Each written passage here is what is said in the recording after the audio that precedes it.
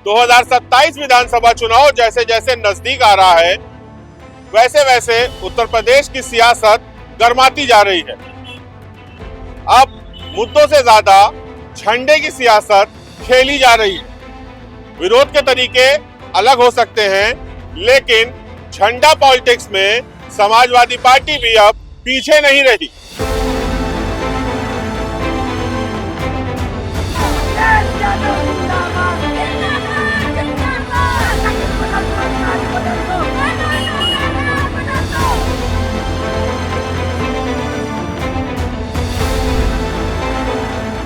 ये नजारा है लखनऊ विधानसभा के बाहर का, जहां हाल ही में सियासी टकराव की ये तस्वीरें सामने आई थी। महिला आरक्षण बिल के मुद्दे पर बीजेपी से जुड़ी नेताओं ने विरोध जताते हुए सपा और कांग्रेस के झंडों को जलाया और इसके जवाब में कुछ ही समय बाद सपा कार्यकर्ताओं ने भी बीजेपी का झंडा जलाकर अपना विरोध दर्ज कराया। इस घटनाक्रम से विधानसभा के आसपास का माहौल कुछ देर के लिए बेहद तनावपूर्ण हो गया था। पुलिस को हस्तक्षेप करना पड़ा, तब जाकर मामला शांत हो पाया। लेकिन क्या लोकतंत्र में विरोध का यह तरीका सही है?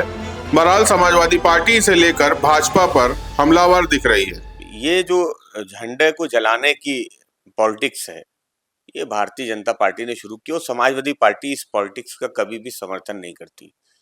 जिस तरह से समाजवादी पार्टी का झंडे को जलाया गया, जिसपे हमारे नेता आदरणीय अखिलेश यादव जी की भी फोटो थी, तस्वीर थी।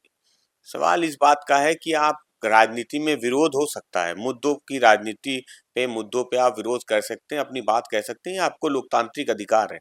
लेकिन जिस झंडे से करोड़ों करोड़ समाजवादियों का, गरीब का, किसान का, नौजवान का मान सम्मान जुड़ा है, जिससे उसकी भावनाएं जुड़ी हुई है, उस झंडे को जलाना वो निंदनीय है। और जिन लोगों ने भी इस तरह का कृत्य किया है, उनका मैं नाम नहीं लेना चाहता, लेकिन अगर वो झंडा, वो पार्टी, वो परिवार का नाम उनके नाम के पीछे से हटा दिया जाए, तो उनके पहचान पे सवाल खड़े हो जाएंगे और राजनीतिक पहचान उनकी नील हो जाएगी। तो जो लोग राज्यसभा जाने के लिए या विधान परिषद जाने के लिए इस तरह का कृत्य कर रहे हैं, उनको राजनीति में आगे बढ़ने के लिए दूसरे रास्ते अपनाने चाहिए। इस तरह की छोटी राजनीति, निचले स्तर की राजनीति करके उनको ना राज्यसभा मिलने जा रही, ना विधान परिषद मिलने जा रही। लोकतंत्र के मंदिर में ऐसा काला अध्याय तो पहले भी लिखा गया है। एक दौर था जब विधानसभा सत्र के दौरान विधायकों की पिटाई तक हो चुकी है, लेकिन राजनीति में समय के साथ सीखा जाता है। हम लोकतंत्र में सम्मान की राजनीति नहीं करेंगे तो आने वाली पीढ़ी को क्या राजनीतिक विरासत में देकर जाएंगे। बहरहाल भारतीय जनता पार्टी की टॉप लीडरशिप झंडा जलाने जैसे मुद्दे पर कैमरे पे कुछ भी बोलने से बच रही है, लेकिन विपक्ष का राजनीतिक झंडा जलाने को लेकर बीजेपी की महिला कार्यकर्ता इसे अपने गुस्से का नतीजा बता रही है। लोकतंत्र की अगर हम बात करते हैं तो हमको अपना एक्सप्रेशन दिखाने के लिए, बताने के लिए हर तरीका सही है। जो झंडा जलाया गया, मैं उसके बिल्कुल पक्ष में हूँ। उसका रीज़न एक सिंपल लॉजिकली हो जाता है कि आप हमारे प्रधानमंत्री मोदी जी का, आप हमारे मुख्यमंत्री योगी जी का पुतला जलाते हैं। पुतले का मतलब क्या होता है? उसमें आधी जान तो आप दे ही देते हैं, तो उस पुतले को अगर आप एक झंडे के साथ में अगर कंपेयर करें तो वो बहुत छोटी सी चीज़ है।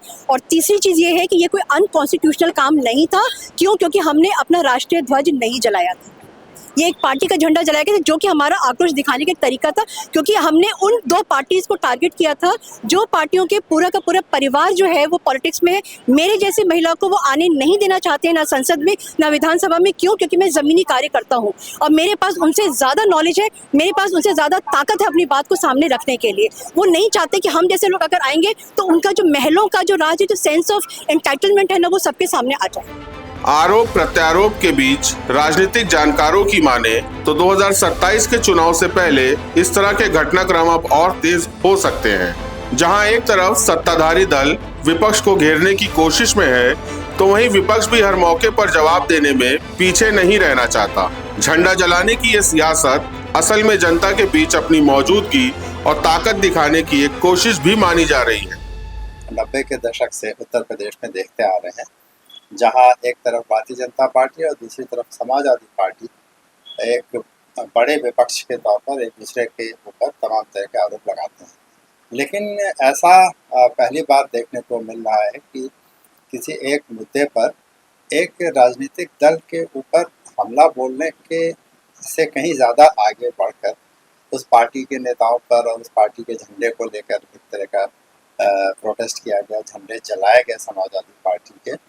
तो मुझे नहीं याद पड़ता है कि ऐसा पिछले कई सालों में हमने देखा हो, लेकिन फिर भी ये इस बात को तो इंडिकेट करता है कि अब भारतीय जनता पार्टी की ओर से और समाजवादी पार्टी की ओर से भी अपनी जो एक राजनीतिक लड़ाई है उसको एक नए लेवल पे ले जाने की तैयारी है। राजनीतिक तौर पर किसी भी दल को एक अपर हैंड मिलने की उम्मीद हो तो मुझे लगता है आने वाले समय में इस तरह की घटनाएं और देखने को मिल सकती हैं, जब एक दूसरे दलों के जो बड़े नेता हैं उनके ऊपर व्यक्तिगत आरोप लगे, उनको लेकर पोस्टर लगाया जाए, उनको लेकर तमाम तरह के नारे गढ़े जाएं। और अभी तक तो पुतले जलाने तक की बात हम देखते आए हैं, लेकिन अब अगर झंडे भी जलाए जाते हैं तो इस बात से बचने की ज़रूरत है, क्योंकि इसके आगे तो फिर जिस तरह के हमलों की हम उम्मीद भी नहीं कर सकते अगर वो होने लगे तो ये हमारी राजनीति के लिए एक बहुत ही ख़राब और बहुत ही डिफ़िकल्ट टाइम।